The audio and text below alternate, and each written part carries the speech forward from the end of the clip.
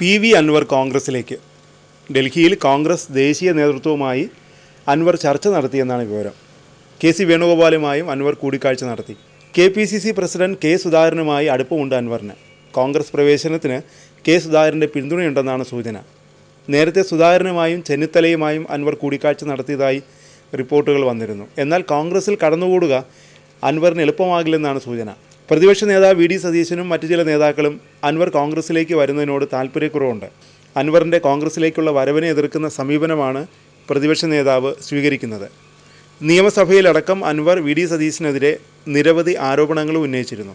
League നേതാക്കളുമായും ഡൽഹിയിൽ അൻവർ കൂടിക്കാഴ്ച നടത്തിയതായി നേരത്തെ റിപ്പോർട്ടുകളുണ്ടായിരുന്നു.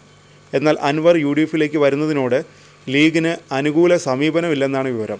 ലീഗിൻ്റെ നിലപാടും അൻവറിൻ്റെ കോൺഗ്രസ് പ്രവേശനത്തിൽ നിർണായകമാണ്.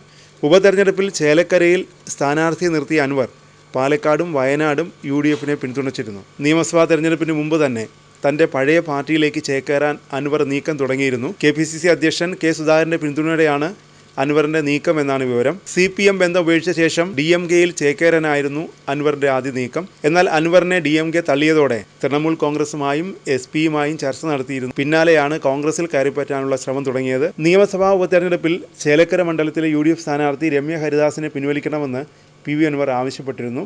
എന്നാൽ അൻവറിൻ്റെ ഉപാധി അംഗീകരിക്കില്ലെന്ന് പ്രതിപക്ഷ നേതാവ് വി. ഡി. സതീശൻ വ്യക്തമാക്കി. ചേലക്കരയിലെ സ്ഥാനാർത്ഥി പിന്മാറണമെന്ന ഉപാധി വെച്ചുള്ള ഒരു ചർച്ചയുമില്ലെന്നാണ് വി. ഡി. സതീശൻ തുറന്നു പറഞ്ഞത്.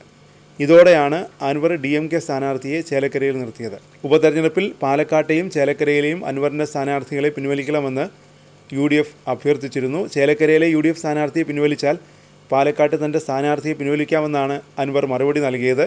എന്നാൽ ഈ നിർദ്ദേശം UDF നേതൃത്വം തള്ളി. രമ്യ ഹരിദാസിനെ മാറ്റാനല്ല കോൺഗ്രസ് പ്രവർത്തിക്കുന്നത്. അൻവറിന് മുന്നിൽ വാതിൽ അടച്ചിട്ടുമില്ല, തുറന്നിട്ടുമില്ല. അൻവർ സ്ഥാനാർത്ഥിയെ പിൻവലിച്ചാലും ഇല്ലെങ്കിലും UDFിനെ ബാധിക്കില്ല.